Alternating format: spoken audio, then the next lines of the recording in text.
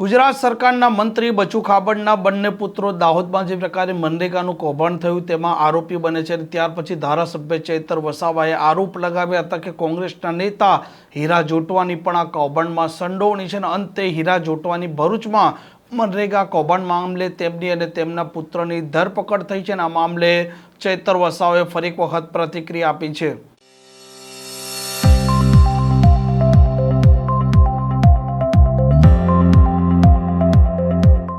નમસ્કાર, આપ જોઈ રહ્યા છો હોટલાઇન ન્યૂઝ અને હું છું આપની સાથે તોફિક ગાંચી.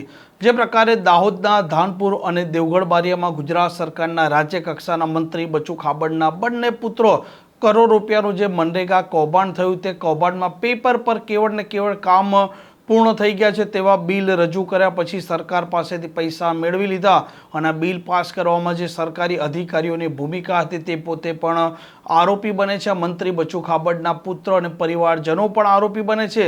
અને તે જ સમયે ધારાસભ્ય ચૈતર વસાવાએ આરોપ લગાવ્યા હતા કે કોંગ્રેસના નેતા હીરા જોટવા છે તેઓની પણ આ બચુ ખાબડની પુત્રોની જે કંપની છે તેના સાથે ભાગીદારી છે. અને તે પછી પોલીસ દ્વારા ભરૂચમાં આ હીરા જોટવા અને તેમના પુત્રની ધરપકડ કરી છે. મનરેગા કૌભાંડનો મામલો સામે આવ્યો છે અને ફરી એક વખત ચૈતર વસાવાએ બંનેના કનેક્શનોને લઈને પ્રતિક્રિયા આપી છે.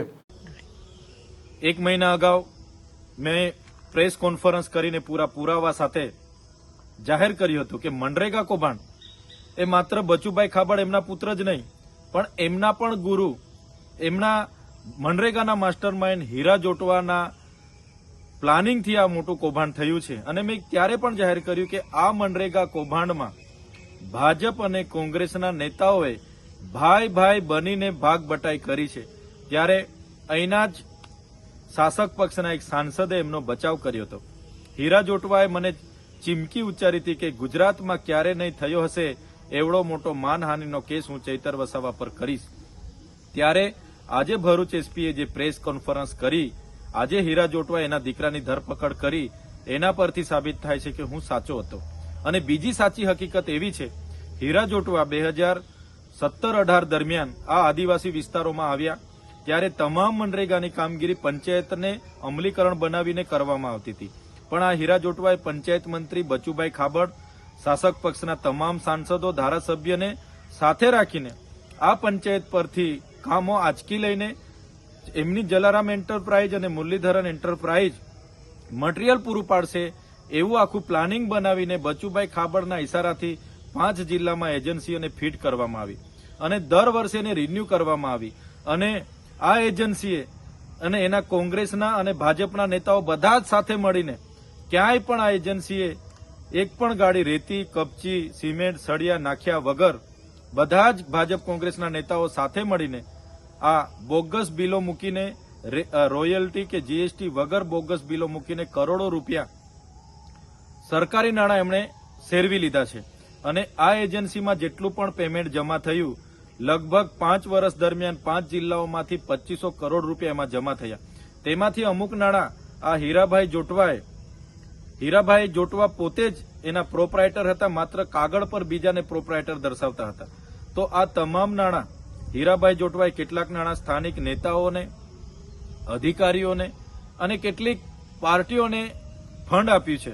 અને બીજા જેટલા પણ મોટા નાણાં હતા એ હીરાભાઈ જોટવા, એમના પુત્ર દિગ્વિજય જોટવા, અભય જોટવા જ્યારે લંડનમાં ભણીએ છે એમ કરીને ત્યાં રહેતા હતા, તમામ નાણાં અહીંથી વિદેશમાં એમણે હવાલાના પેટે મોકલાવેલા છે. અને વિદેશમાં એક કંપનીમાં એમણે ખૂબ મોટું રોકાણ કર્યું છે. એમને ખબર હતી આજે નહીં તો કાલે કૌભાંડ કદાચ બહાર નીકળે તો આપણે વિદેશમાં જઈને પણ સેફ થઈ જઈશું. ત્યારે મારે સરકારશ્રીને વિનંતી છે, તમે આમાં સીબીઆઈ, ઈડી અને જીએસટી વિભાગને પણ જોડો. માત્ર એસઆઈટી બનાવીને તપાસ ચાલવા દેવાશે નહીં, કેમ કે જો સઘન તપાસ થાય તો અહીંના કેટલાક સાંસદો, મંત્રીઓ અને કેટલાક કોંગ્રેસના દિગ્ગજ નેતાઓ પણ આમાં બહાર આવે એવા છે. કેટલાક નામો બહાર આવે એવા છે, અધિકારીઓના નામો પણ બહાર આવે એવા છે.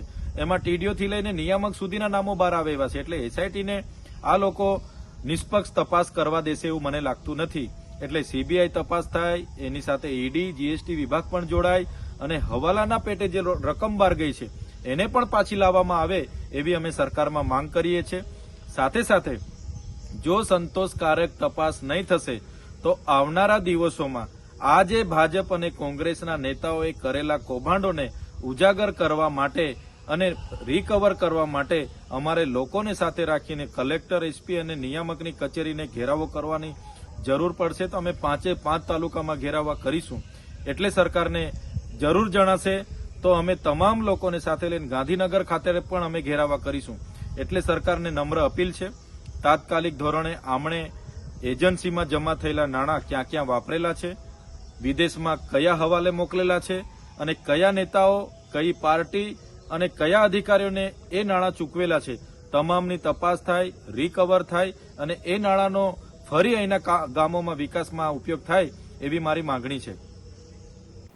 આમ દાહોદ બાદ હવે ભરૂચ છે. ભરૂચમાં પણ આ કોંગ્રેસના નેતા હીરા જોટવા અને તેમના પુત્રોએ કેવળ ખોટા બિલો બતાવ્યા છે, સરકાર પાસેથી કરોડો રૂપિયા મેળવી લીધા છે અને મનરેગા કૌભાંડનું ભૂત છે તે સતત ધૂણી રહ્યું છે. અને આ ભૂત છે તે નેતાઓ માટે પણ અત્યારે મુસીબત ઊભી કરી રહ્યું છે. કેમ કે ચૈતર વસાવા હવે ફરી એક વખત હીરા જોટવા જે પ્રકારે આરોપી બન્યા છે અને ભૂતકાળમાં તેમણે જે સમયે આરોપ લગાવ્યા હતા તે મામલો ફરી એક વખત યાદ કર્યો છે. આ પ્રકારના સમાચાર, પ્રકારના અહેવાલ માટે હોટલાઇન ન્યૂઝની આ ચેનલ જોવાનું ને સબસ્ક્રાઇબ કરવાનું ભૂલતા નહીં. નમસ્કાર. આવા પ્રકારના વિડીયો તમને જોવા ગમતા હોય તો હોટલાઇન ન્યૂઝ ચેનલને લાઇક, શેર અને સબસ્ક્રાઇબ કરો.